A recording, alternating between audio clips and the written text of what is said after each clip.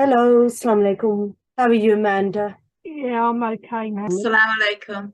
Walaikum No, assalam. How are you? Alhamdulillah, fine, thank you. Assalamu alaikum. Assalamu alaikum. How are you? Alhamdulillah. Maria, I was telling my husband last time that I know a revert from Norway, and he didn't believe me. Oh, really?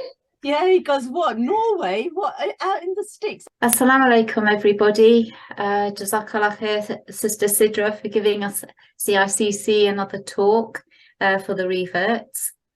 Ustadha Sidra Naeem is an alima qualified from Al-Huda International. She has studied the 99 names of Allah subhanahu wa ta'ala in detail. In this series, she will be focusing on the meanings, explanations, and ways of implementing Allah's attributes into our lives. The session will conclude with interactive questions and answers. Today, we will be continuing and focusing on two more of Allah subhanahu wa ta'ala's attributes, Al-Aziz and Al-MUHAYMIN. Over to you, Sister Sidra. Jazakallah khair, everybody, for inviting me. I'm actually really enjoying these lectures because it means that I'm learning as well as I'm, and you know what's happening with me? I'm memorizing them off by heart. And I think we're on the 7th and 8th one today, and I've actually memorized them all in order. So I'm actually learning with all of you. And I really like this group because it's small and we can all, openly discuss things as well. So it's going really, really well. And I'm really enjoying everything. So, well done to all of you as well, because you're actually helping me with my learning. So we're going to discuss two more names today, and they're really nice ones. So let me share my PowerPoint with you all. And here it is. So let us focus on the first one, which is Al-MUHAYMIN. Okay. Now, Al-MUHAYMIN means the guardian, the witness, the overseer, the protector. It's got lots and lots of meanings, but on the whole, it means the preserver of safety. Okay. And Al-MUHAYMIN is the one who observes his creation with regards to their actions. It is also the one who offers peace and security, and the trustworthy one who proclaims the truth. He is the one who always watches us and looks after us. And sometimes you do actually have a feeling that Allah is watching over us. So sometimes I may commit a little baby sin, and I'm thinking I shouldn't have done that. And the next minute something happens and I feel Allah was watching me and he put me right in my tracks. Some people do actually get that feeling. So there's one ayah in the Quran which actually mentions that name together with the previous 6 names that we have looked at as well. So it says, he is Allah, other than whom there is no deity, the sovereign, the pure, the perfection, the bestower of faith, the overseer, the exalted in might. Let's listen. هو الله الذي لا إله إلا هو الملك القدوس السلام المؤمن المهيمن. Okay, so there it is. So the main meaning is to oversee, protect, and guard. He is watchful over us. And in many verses, actually, it talks about the protection of a hen for their chicks, which will be discussed in the next video.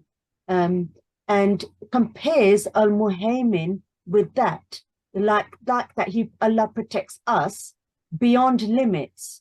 So wherever you are, in any difficult situation, every time we are scared or lost, we need to mention this name to seek for Allah's protection. Let's listen now to this video. The word Muhaymin comes from the letters Ha, Mim, Nun. Out of these letters, we can make the word Haymana. Imagine you saw some chicks all lost and couldn't find their mum. They were all scared and worried, but suddenly their mum finds them and covers her chicks with her wings. The hen completely protected them from any harm.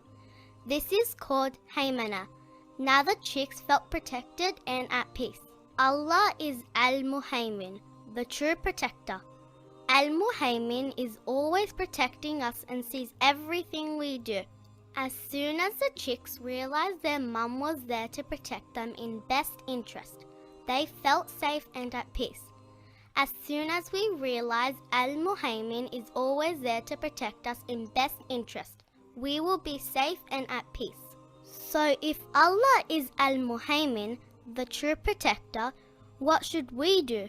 You should know that Allah is aware and watching over us, in secret, in private, in our thoughts or actions. Allah knows what we are doing. There's no place where Allah cannot see and protect us. Al-Muhaymin will protect you from any harm and even from committing sins if you are mindful of Him and keep remembering Him in your actions. We should protect our prayers by praying them on time and never missing any of them. We should always protect our promises. We should protect all the boundaries Allah has set. In that way, we will also be protected by Al-Muhaymin, the only true protector. Okay, so you can tell me how we can implement that name into our lives. Protecting one another, protecting your family, your children. Good, well done. That's a brilliant answer. I have got that, and it's a very clever answer, so well done, Aisha. Yes, so you can protect your family, your children. Okay, husbands should protect their wives. Wives should protect their houses, their children, their grandchildren. And I think, Aisha, you actually mentioned each other as well. And I think that is a very, very clever answer, because we should also protect our friends from harm and protect them, you know, from anybody who backbites against them and things like that. Okay, good. Any more? We can ask Allah to protect us in our du'as. Yes, we can ask Allah to protect us from sin, can't we? And to cover us with our bad deeds, and also to protect us in all situations, in anxiety, when we're scared and things like that. Good. So could we use it if we ask Allah to protect our children, for example? Can we say, Al-Muhaymin, can please protect my offspring? Yes, you can. Yes, you can, because the overall meaning is the protector, and you can use it in any situation. Yes, well done. Clever set of ladies here, mashallah. I think you're all very intelligent. So let us now have a look at the answers, okay? So this is how we can live by his name. We can ask Muhaymin to protect us, okay? To better our character, to protect us from sin and any weaknesses and any of our desires that are bad for us. And we can ask him to protect us from any difficult situation when we're scared, when we feel lost, when we feel anxious. And we should always be mindful that Allah is watching us, and at the same time know that he knows what is good and bad for us. So be content with whatever he decrees. When you want help or support, call upon Al-Muhaymin and he will give it. The Prophet Muhammad, peace upon him, said, be mindful of Allah and Allah will protect you. That's in Tirmidhi. So be mindful and aware that he is watching us. And by doing that, it will stop us doing any sins. Al-Muhaymin sees every deed you do. He observes your reactions to situations and witnesses even your inner thoughts. Remind yourself constantly of this fact and let it motivate you to stay away from sins and temptations. Al-Muhaymin will protect you from harm and even from committing sins if you are mindful of him and keep remembering him in your actions. The other one is that we need to accept his decree as well. So he may not answer our prayers when we're asking him to protect us, but we already know that sometimes Allah answers our prayers with a yes. Sometimes he says yes, but not now. And sometimes he says, I have a better plan for you. So at the same time of asking him to protect us, we also need to understand that there may be a reason why he did not protect us as well. Because only Allah knows what is good for us. Okay? And everything is part of his plan, and everything is part of destiny, which we have to understand and agree with. So Allah knows what is best for you and when it is best for you to have it. Okay? Now, the other thing we can do is to use the Quran to protect us as well. use the Quran, the Muhaymin. Okay. Now, which ayahs in the Quran can you think of that we use to protect ourselves? Say ayah. The four calls. Good. The four calls against black magic. And I think Aisha said one. I was just wondering if you said ayah or surah. I was thinking Ayatul Kursi. That's the one I'm looking for. Yes, Ayatul Kursi is the best protector of humankind. Did you know that when we recite Ayatul Kursi before we sleep, so many angels come and protect us overnight? So did you know that it's not just Allah who protects us, but his words protect us as well? So ayahs of the Quran, which are his words, aren't they? They are all words of the Quran, which then protect us, don't they? Okay, so we can use the Quran as a protector as well. Okay, the other thing we can do is we can ask Allah to protect our hearts, because our hearts sometimes is what can make us sin or become hard. So that is another one mentioned. Prophet Muhammad said there is a piece of flesh in the body. If it becomes good, reformed, the whole body becomes good. But if it gets spoiled, the whole body gets spoiled. And that is the heart. That's Sahih Bukhari. So it tells you to protect your heart from any bad sins and doing bad things. And sins are the disease of the heart, basically.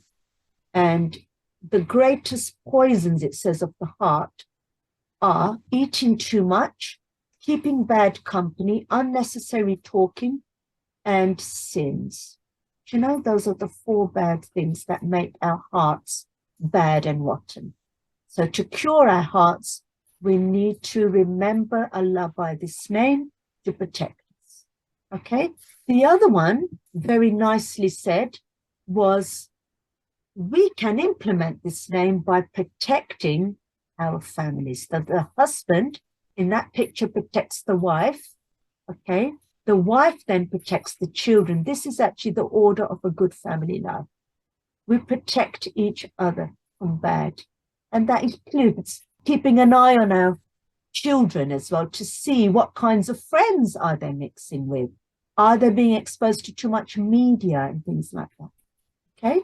The other one, I think Aisha mentioned, was to protect each other. And that means our friends, okay? Are they being backbited against?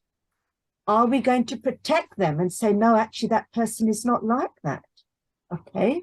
Are we going to protect any lies that are being said? Are we going to protect their secrets? It says here, whoever covers the sin of a Muslim, Allah will cover him, his sin in this world and in the hereafter.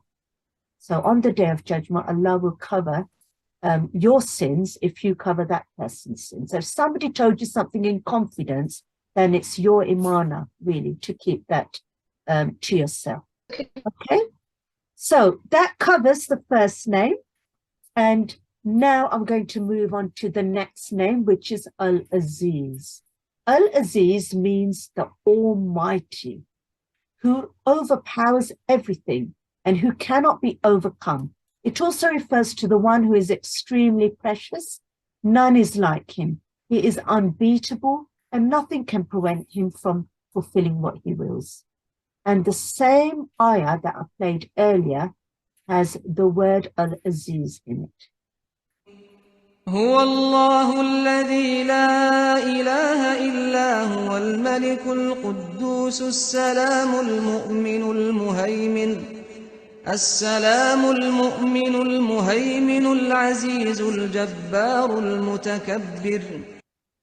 Okay, so again, so many of the old names that we have done have been in this. Salam, Qudus, we've got, Malik in there as well from last time. So many other names that we've mentioned are in that verse. Al-Aziz, the main meaning is to be mighty and powerful and undefeatable. Okay, let's now listen to the video.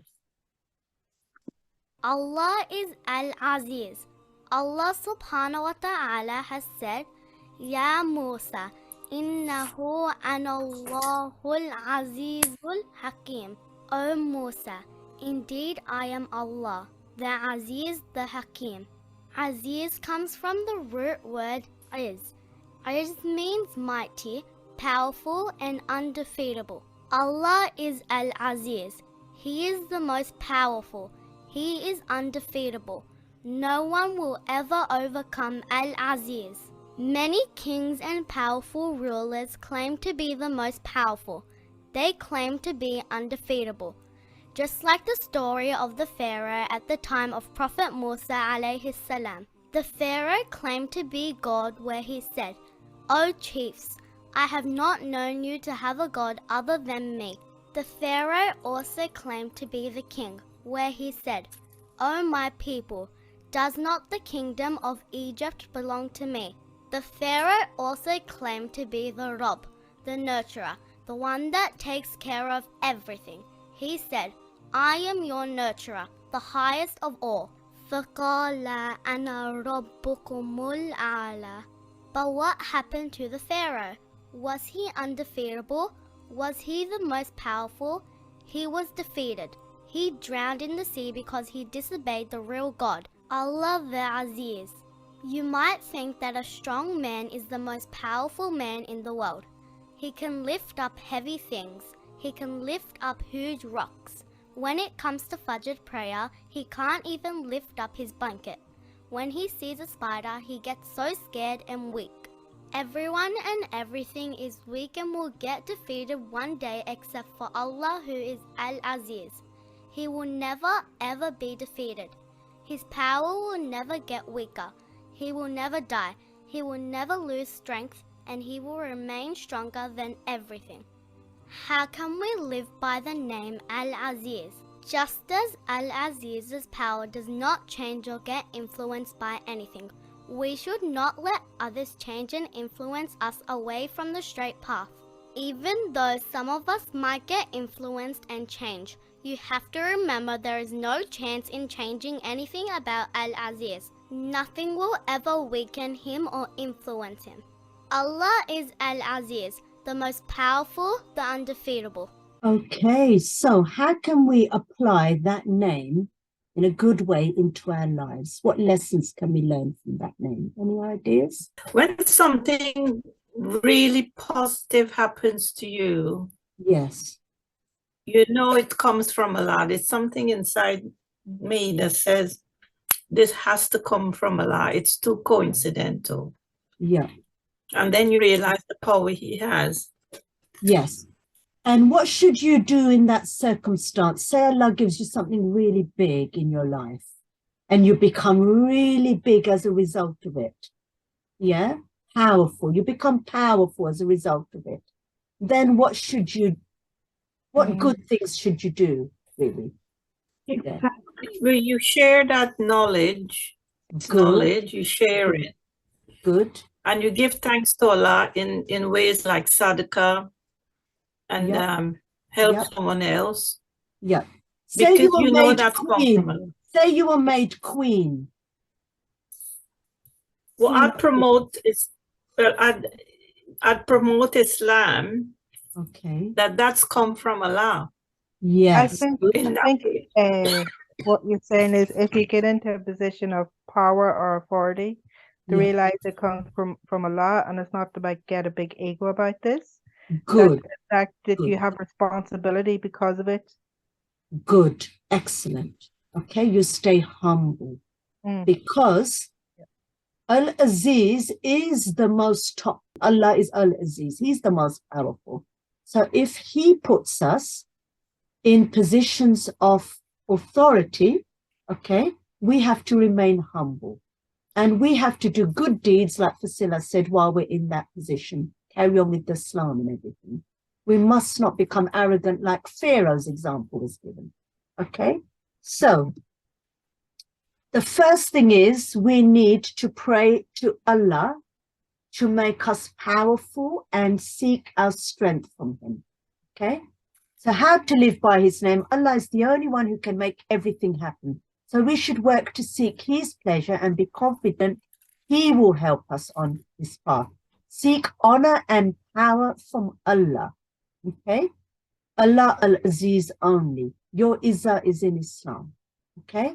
Seek strength from him and pleasure from him and power from him, and also be grateful to him. Okay?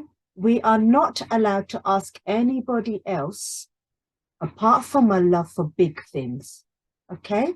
And then when Allah grants us that wish and we become big people, then we have to stay humble. Prophet Muhammad said, whoever a believer is humiliated before him and he does not help him when he is able to do so, Allah will humiliate him before the creation on the day of judgment. That's Hadith Ahmed. Now, recently I did Dhul Qarnain's story. He was in a big position. He was a king of nearly the whole world. Yet, he helped the people who wanted a wall being built against the oppressors who were Gog and Magog. And he helped them, didn't he? Okay? So that is a classic example there. Also, we can ask Allah to strengthen us with advice and skills and good company and not humiliate us and put us down in front of others. But also we have a huge responsibility when we are in power of authority. So people like kings or imams or alimas. Now I'm thinking about my own example here, where so many people tell me their problems and deep secrets, which are quite bad at times. Okay. Now, if I went around spreading everything that they told me, I'd be in deep trouble, wouldn't I, really? I'd lose my respect. So this slide is very, very important because these are all the things really that we should not do when we are in a power of authority. We need to gain people's trust. So this is a slide to speak or not to speak.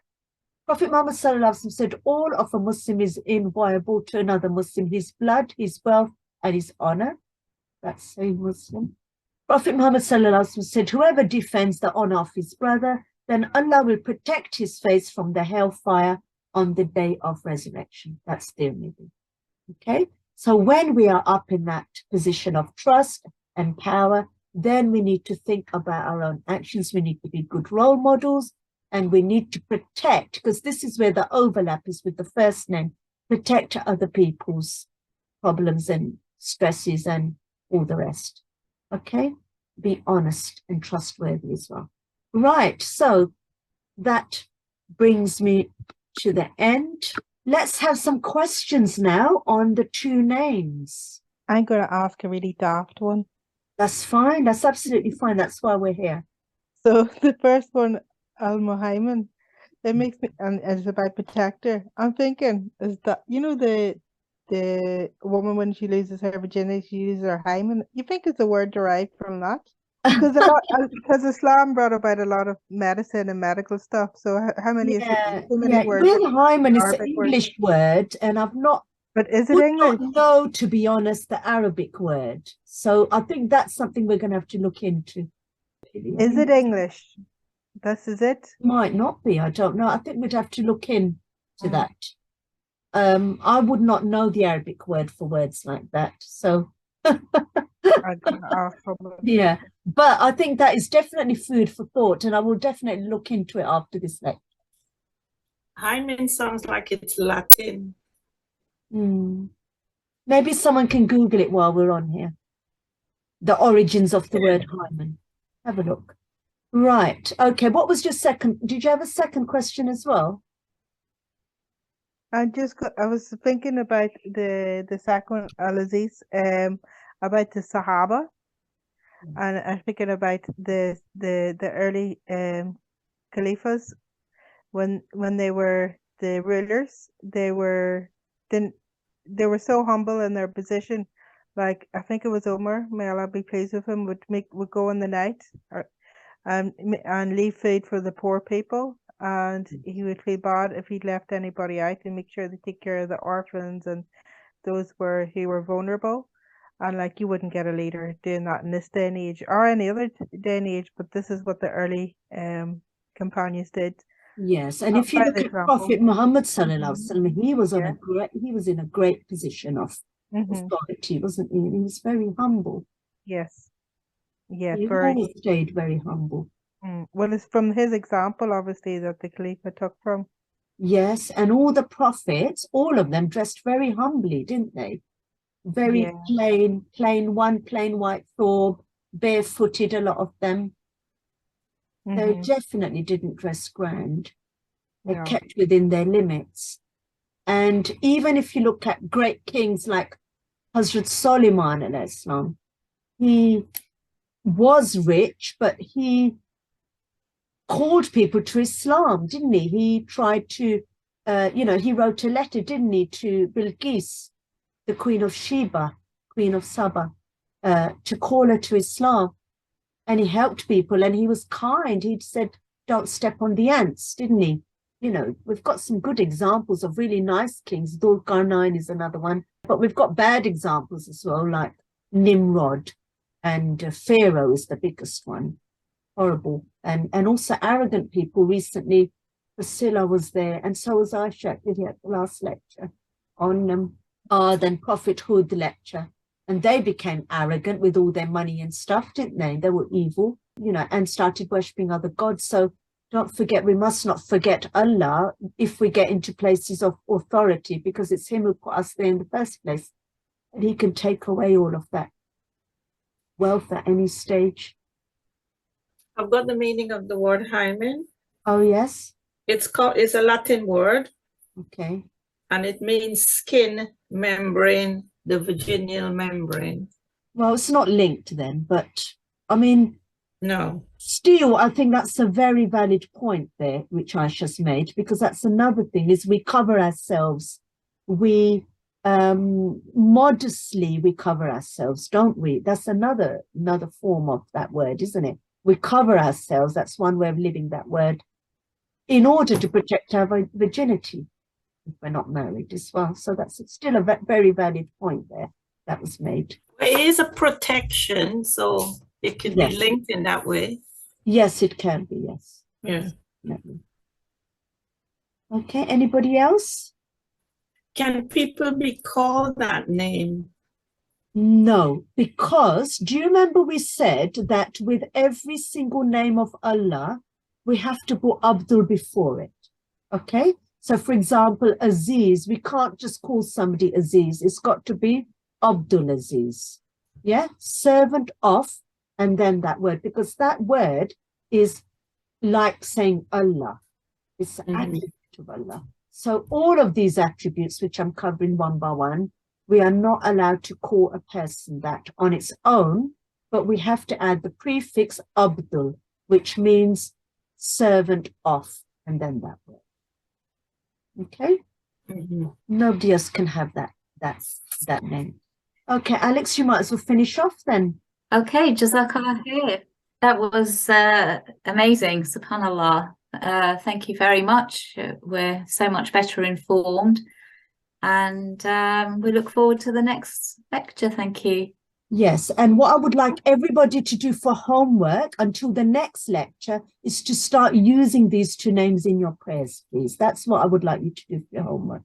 Both of these names, this is how you will start implementing them into your life. Start using them in your prayers. Okay? And especially them down on a bold sheet of paper. I don't know if you can see. Yes, I can see your paper. Yes, that's very good. So whenever you pray, use those two names, okay? And then every time, slowly, we're going to implement all those names, aren't we?